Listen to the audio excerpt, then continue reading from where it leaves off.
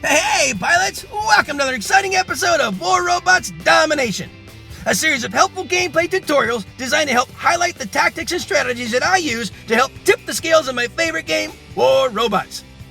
Each episode will feature a handful of battles along with helpful commentary that'll provide insight as to what I'm doing and why I'm doing it. I'm your host, Gotchure, and I've been playing this awesome game for a few years now, and I've learned a few tricks along the way that I'd love to share with y'all. You'll notice that although my hangar is fairly basic and at lower levels, I've been able to climb it up to Expert League, so I believe that you'll find my tactics will help you do more with less, which can be very helpful with today's economy in the game. I should also mention that this is my second account, so don't let my career profile stats fool you. This is actually my baby account, but it sends a great message to pilots who feel they need to chase the current meta in order to be competitive in battle, because you don't. Wise gameplay can usually overcome any fancy gimmick. A death button is a great example. It can still melt just about any build, and its heritage stems all the way back to nearly the beginning of the game. It's all about knowing when to use it and how to use it. So, without further ado, I invite you to sit back, relax, and enjoy today's episodes while I walk you through my gameplay tactics and share with you my mindset in battle. I hope you find it entertaining, helpful, and fun to watch. I think you will.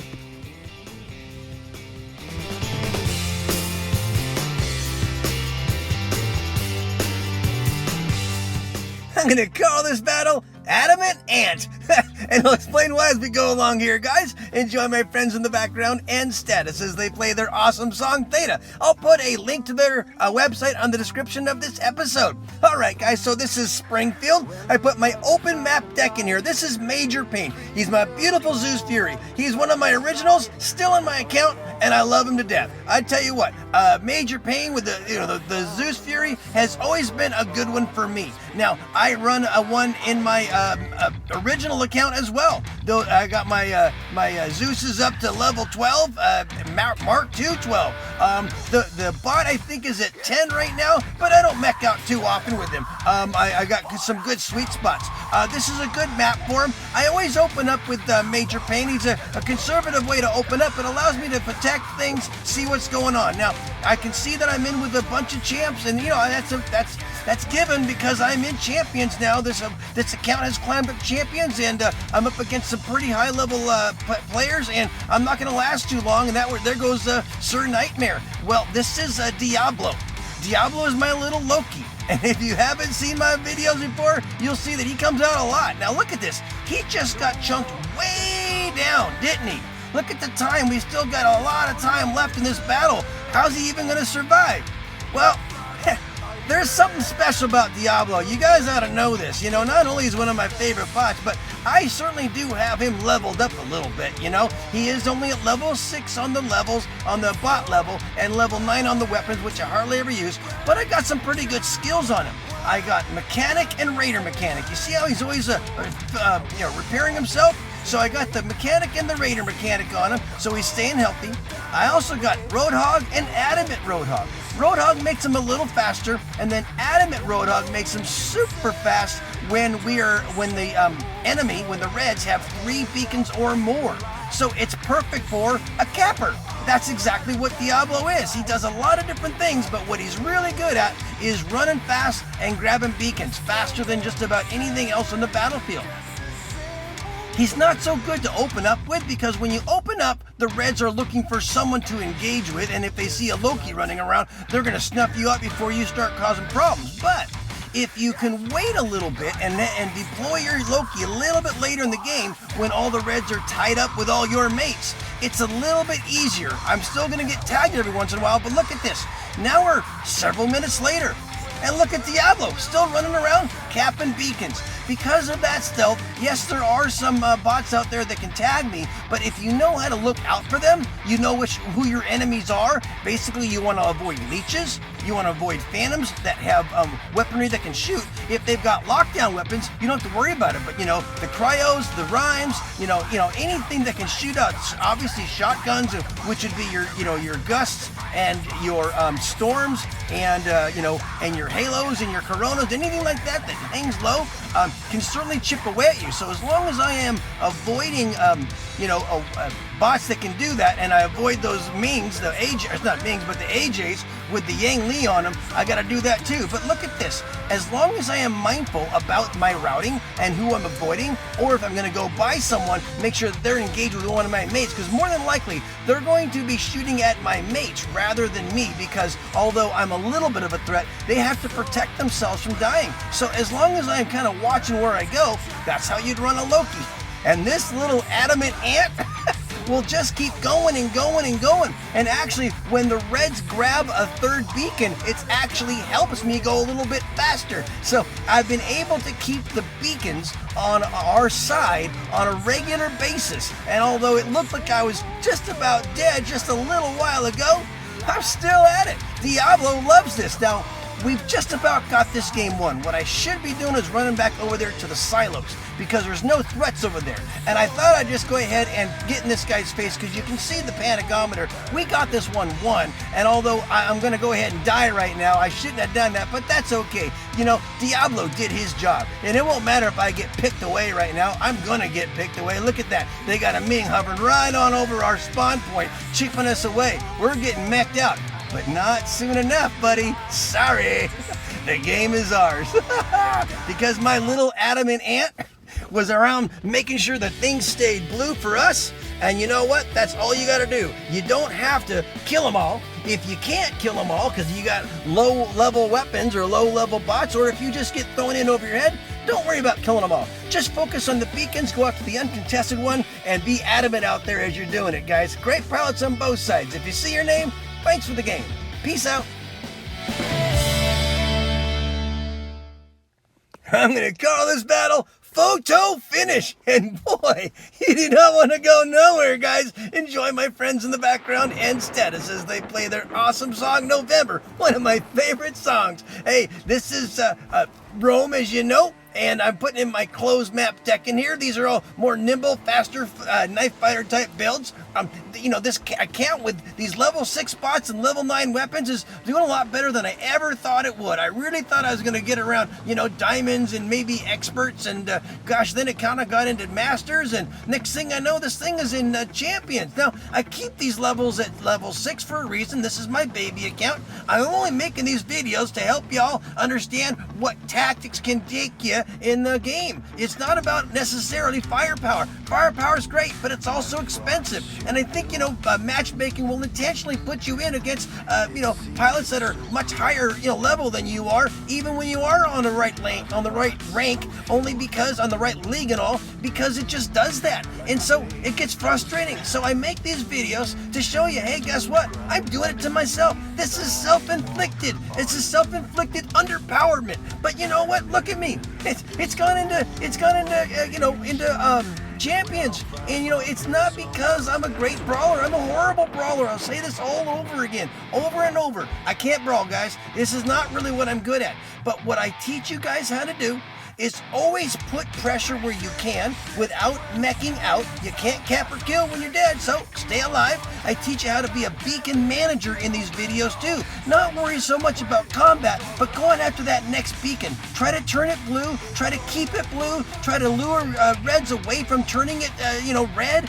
All the kind of things that, you know, that you do, that I do, that don't require great brawling skills. All it takes is to grab their attention and divert their attention away from the beacons, or get the beacons while their attention is diverted away from the beacons too. So now I got in the wrong area there, and those guys just zap me clean. That's what their Mings are gonna do if you try to get in their way. So this is another great thing about little Diablo here, my Loki, you know, because when he's running stealth and all those Mings up there are zapping everyone, they can't touch me. Now, we all know they're getting some quantum radar here coming soon. I heard that's coming down the pike. Not looking forward to that. It's probably going to clip his wings here for Diablo, but I'm going to take advantage of it while I can.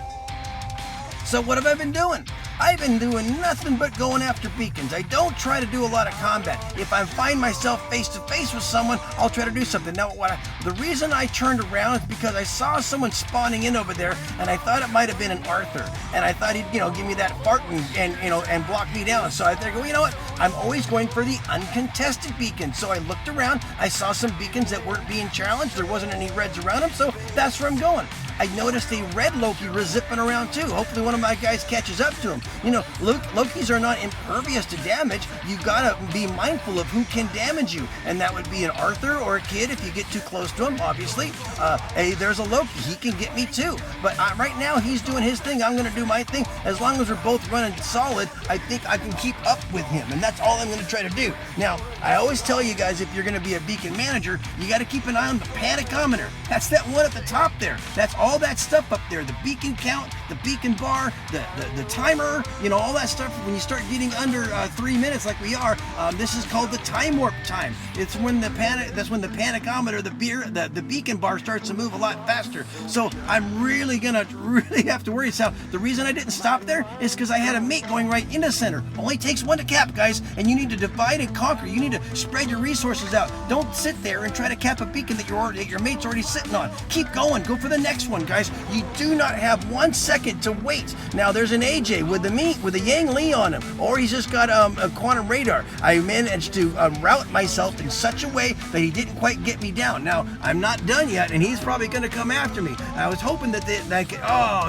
I was hoping I'd get that Ming fired up and turn that one before the Yang Li AJ caught up to me. So there goes Diablo. So now I'm in Sir Nightmare. Sir Nightmare is my Nightingale, and I had to save my beacon here. That was more important than anything else. Turn it blue, then I can worry about anything else. I don't care about dying. Right now, it's all about keeping them blue. Now, I'm finally into my Titan. This is an Arthur. I'm putting my shield up. I got to take care of that guy, and look at that beacon bar. Look at the panicometer. We got 30 seconds left. It can be anyone's game. Now, I got a guy. Now, I really can't run anywhere, so right now, I'm just going to try to chip them down. We got a 3-2 beacon advantage. It's going to start swinging in our favor, but they're getting one back, and this is getting really close, and I have no idea what's going to happen. Oh no, it's a photo finish. What?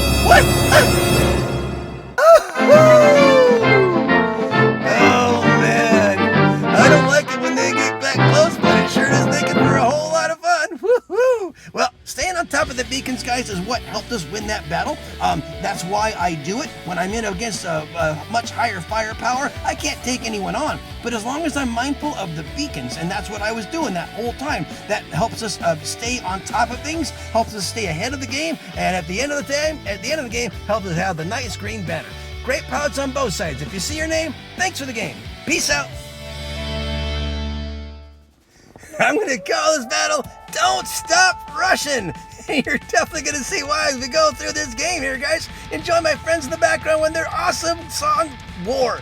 Perfect for this battle. All right, guys, so this is this episode's Beacon Rush battle. I always do the same thing. I take Frick in here. I tried something different here. I take him into the center, neutral beacon. Did something different, went off to the side, was a bad idea, and he got wiped out instantly. Well, so what I did is I respawned back in right with my Sir Nightmare, my Nightingale, because I wanted to know that I know that center's the one that we really want to get. Now, once you get a 3-capper, then you keep pushing in for the 4-capper. But guys, this is how I do Beacon Rush, and I certainly recommend you adopt the same policy.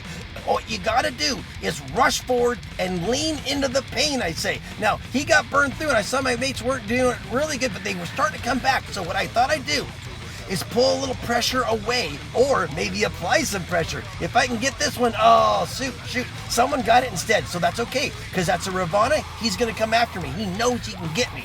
I want that. I want him to follow me. Go ahead, come on down, come get me. I don't care about him that much. I know that he can get me, but I also know something else is going on.